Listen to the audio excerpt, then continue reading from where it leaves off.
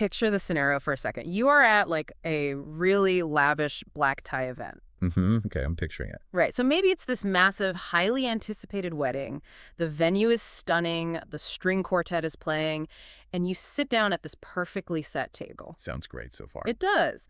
But, when you RSVP'd a few months ago, you checked the vegetarian or healthy box. Ah, right. Maybe because you are actively trying to optimize your energy or, you just have a specific dietary restriction. Exactly. So the waiter glides over, places a plate in front of you, and it is, well, it's just a tragic, wilted pile of mixed greens. With like 3 lonely cherry tomatoes. Yes. 3 cherry tomatoes and a perfunctory drizzle of balsamic vinegar. Meanwhile, the person sitting right next to you is slicing into this absolute masterpiece of culinary art, aromatic and rich. And you just sit there, chewing on your literal rabbit food. Feeling entirely left out of the celebratory feast. I mean, it is an incredibly common, almost universal frustration. For decades, the unwritten rule of the hospitality industry, and really dining culture in general, was that you had to make a binary choice. Right. You either choose the indulgence, the complex flavor profiles, and the luxury, or you choose the health. The two concepts were treated as entirely mutually exclusive. But as someone listening to this deep dive, someone who constantly seeks out knowledge and optimization, you already know that accepting a compromise is rarely the best path forward. Absolutely not. You are always looking for the optimal way to do things. And today, we are completely rethinking this deeply ingrained concept of healthy eating. We are pulling our insights from an extensive guide sourced from Weddizer. Which is such a fantastic resource. It really is. Now, if you are unfamiliar, Weddizer is an incredibly comprehensive platform specifically dedicated to food, drinks, and event planning for weddings. When couples are looking for guidance on hiring the absolute best catering for luxury events, they go straight to the article section on the Weddizer website. Yeah, they really dominate that niche. They do.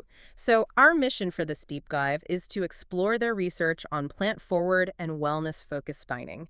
We are going to deconstruct how pure, luxurious culinary indulgence and cellular-level health can actually coexist. And the most fascinating part is that the science behind this applies whether you are navigating the logistics of a 200-person wedding or just trying to engineer a better Tuesday night dinner for yourself. Okay, let's unpack this. What exactly is the mechanical difference between this new plant-forward paradigm and the restrictive diets we're so used to? Well, the mechanical difference really comes down to foundational architecture rather than outright elimination.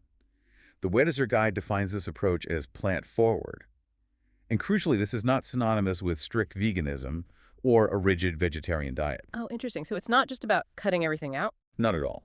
A plant-forward architecture emphasizes whole, minimally processed foods. So vegetables, fruits, legumes, whole grains, nuts, and seeds as the primary structural components of the meal. It allows for the occasional inclusion of meat, dairy, or refined products, but it completely inverts the traditional ratio. So if we look at the standard Western plate, the massive slab of meat is usually the structural foundation, and the vegetables are just the afterthought. Right, maybe boiled and pushed to the side. Yeah. But this diet flips that. I've heard people compare it to a movie cast, where the plants are the leading actors taking up all the screen time. That's a fun way to look at it. But I actually think a better way to look at it functionally is like building a house. The plants, the complex carbohydrates, the legumes, they are the concrete foundation and the framing. They provide the volume, the density, and the structural integrity that actually makes you feel physically full. And the meat or the dairy? Yeah, that acts more like the interior design or the premium hardware. It's a high-impact flavor enhancer or like an umami booster rather than the bulk of the physical mass you're consuming. That is a much more accurate functional analogy. And if we connect this to the bigger picture, we have to look at the biology driving this shift. The Weddizer data shows this isn't just some fleeting aesthetic trend. Right, it's not just a fad. Exactly. It is a direct response to a massive leap in our understanding of human physiology, specifically the gut microbiome and immune function. Consumers are actively demanding clean, natural ingredients because we now understand that what we eat directly modulates our inflammatory response. Which is huge. It's massive. We're seeing a huge rise in the popularity of mindful eating, which completely discards the outdated, honestly mathematically flawed practice of simple calorie counting. Oh, thank goodness. Right. Instead, it relies on a sophisticated blend of modern nutrition science and culinary technique. The goal is to nourish the body's complex systems while actively engineering a pleasurable, feel-good eating experience. It makes complete sense. I mean, wellness-focused dining has to go beyond just hitting a macronutrient target. It has to consider the neurochemical experience of eating. The pleasure, the satiety. Exactly, because if a diet makes you miserable, it's biologically unsustainable. But understanding that philosophy is the easy part. The actual mechanics of it, like how a chef pulls this off in a kitchen, is what I really want to dig into. Yeah, the application. Right.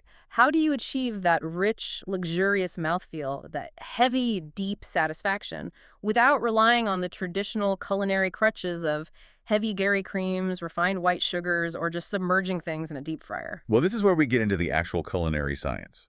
The Weddizer guide refers to this as utilizing smart ingredient swaps and high-level cooking techniques.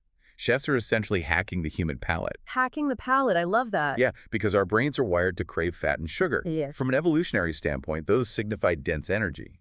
Chefs delivered that exact same sensory input, the comfort and satisfaction, without the subsequent physiological sluggishness. And how do they do that? They do this by leveraging the specific molecular properties of alternative ingredients.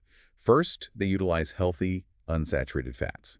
So avocados, specific nuts, seeds, and high-quality olive oils. Because fat is the ultimate flavor carrier, right? Exactly. Fat molecules literally coat the tongue and hold on to aromatic compounds, allowing them to linger on our taste receptors longer.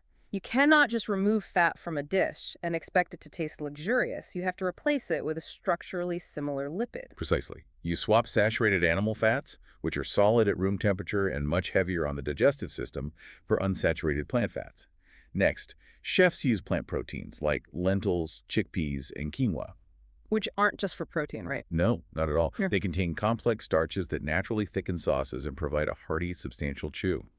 And for sweetness, instead of highly refined sucrose, which just spikes your blood sugar instantly, they use natural sweeteners like dates or coconut sugar. Because those retain some of their natural fiber. Exactly. And finally, they employ a heavy, highly strategic use of fresh herbs, spices, and acid. By boosting the aromatic profile and the acidity of a dish, you naturally trigger the salivary glands, which significantly reduces the need for heavy sodium chloride salt to make the food taste vibrant. The source material actually gives some fascinating practical examples of this chemistry in action. They outline a creamy vegan Alfredo pasta. Oh yeah, that's a great example. Right, because traditionally Alfredo sauce is essentially just a delivery mechanism for butterfat and heavy cream. But this wellness-focused version creates an emulsion using a base of soaked, blended cashews, garlic, and nutritional yeast. The mechanics of that cashew emulsion are brilliant. When you soak cashews, you soften their cellular structure. Blending them with water forces their natural plant fats to suspend in the liquid, creating this rich, velvety texture that mimics dairy cream almost perfectly. And the nutritional yeast is the critical puzzle piece there, right? It really is. Nutritional yeast is a deactivated strain of Saccharomyces cerevisiae. It naturally contains extremely high levels of glutamic acid. Glutamic acid. Okay, so that is the exact same amino acid that gives aged Parmesan cheese its deep, savory umami flavor. Exactly the same. So the chef is literally rebuilding the chemical profile of cheese from the ground up using a nut and a yeast. That is incredible. But here's where it gets really interesting. Okay, lay it on me.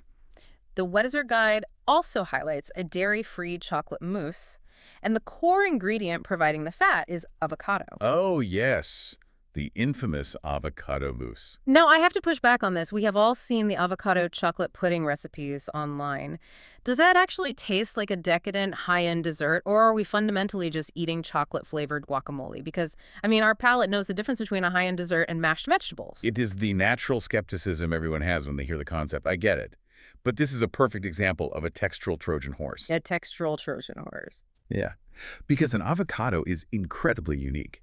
It is a fruit with an unusually high lipid content, mostly heart-healthy monounsaturated fats. When perfectly ripe, its texture is incredibly silky. However, its actual flavor profile, its aromatic footprint, is remarkably mild. Right, it doesn't taste like much on its own. Exactly. So when a chef introduces a high-quality Dutch processed cocoa powder, the robust, complex flavor compounds of the cacao completely overwhelm the mild, grassy notes of the avocado. Your palate registers the intense chocolate flavor, while your tactile senses register the creamy, buttery texture of the avocado fat. Okay, I follow the flavor masking. The chocolate is shouting and the avocado is whispering. But let me push back one more time because I know how avocados work in the real world. Okay. Avocados contain polyphenol oxidase. When you mash them up and expose them to oxygen, they undergo enzymatic browning. They turn into a brown, unappetizing mush in about 20 minutes. They really do. So if we're talking about luxury event catering, how on earth does a chef serve 200 portions of avocado mousse at a wedding without them looking oxidized and ruined by the time they hit the table? See, that is exactly the logistical hurdle that separates home cooking from high-end catering. And it's solved through two culinary techniques. First, high-quality dark cocoa powder is naturally opaque and incredibly dark. It acts as a visual mask, hiding any slight color changes. Oh, that makes sense. Second, and more importantly, the chef will introduce a very subtle acid into the mousse, perhaps a tiny amount of natural citrus or the natural acidity found in certain raw sweeteners. That acid lowers the pH of the mixture, which physically inhibits the polyphenol oxidase enzyme from reacting with oxygen. Wow. Yeah, so the avocado fat remains stable, the color remains rich and dark, and the texture stays flawless. You get the full decadence of a traditional mousse, but instead of flooding your system with heavy dairy cream and inflammatory refined sugar, you are delivering antioxidants and fats that actually improve your cardiovascular health. A scientifically stabilized textural Trojan horse. That is brilliant. And it perfectly transitions us into the ultimate stress test for these concepts. Because meticulously controlling oxidation and emulsification for a dinner party of 4 is one thing. Doing it for 200 people simultaneously is a logistical mountain. A massive mountain. Which is why the Weddizer platform is seeing such a massive surge in users looking for guidance in their article section, specifically on how to hire caterers who understand this science. We are talking about the high-stakes world of weddings and luxury events. What's fascinating here is how these plant-forward menus are inadvertently solving the biggest logistical nightmare of modern event planning. How so? Well, if you look at the statistics of any 200-person guest list today, you are guaranteed a highly fragmented matrix of dietary requirements. You have guests who are strict vegans, guests with celiac disease requiring gluten-free environments, guests with lactose intolerance, and various other allergies. Right. It's never just 1 or 2 people anymore. Exactly. And the antiquated catering model involved designing a standard heavy meat and potatoes menu, and then the kitchen would frantically scramble to construct separate, usually inferior, side meals for the restricted guests. That is how you end up with the sad, wilted salad we discussed at the beginning. Precisely. It was a complete afterthought. The kitchen treated dietary restrictions as an annoyance to be managed, rather than a culinary challenge to be embraced. The guest feels like a burden, and the food reflects that. Exactly.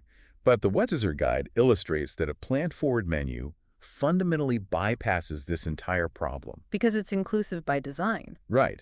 By establishing a menu where the foundation is naturally free of dairy, heavily reliant on complex plant proteins, and easily adaptable to be gluten-free, the menu becomes intrinsically inclusive. Couples are using the hiring guides on Weddizer to find chefs who don't just accommodate restrictions, but who design a universally appealing, gourmet experience that happens to meet those biological needs by default. It is such a more sophisticated way to approach hospitality. And visually, because plants derive their colors from diverse phytonutrients, the dishes are incredibly vibrant. The guide gives some mouth-watering examples. Oh, the examples are stunning. Imagine a luxury cocktail hour where the past appetizers are delicate, structurally perfect mini avocado toasts and highly caramelized roasted vegetable skewers. And for the main course, instead of a dry, mass-produced chicken breast, the kitchen executes a rich, slow-cooked mushroom risotto, relying on the natural umami of the fungi. And the guide heavily features gourmet cauliflower steaks as a premier main course. I want to pause on the cauliflower steak because I think a lot of people hear that and roll their eyes. Oh, definitely. They think, you just sliced a vegetable and called it a steak. But when it is executed at a high-end catering level, it is not just steamed cauliflower, right? It all comes down to the Maillard reaction. Precisely. The Maillard reaction is a chemical reaction between amino acids and reducing sugars that occurs when food is subjected to high heat. It creates hundreds of new, complex flavor compounds. So it's that browning effect. Exactly. When a chef takes a thick cut of cauliflower, marinates it in something rich and acidic, and sears it at a very high temperature, they're inducing a massive Maillard reaction across the surface of the vegetable. The edges caramelize. Yes, the texture becomes dense and meaty, and the flavor profile deepens dramatically. You are delivering the sensory satisfaction of a seared steak.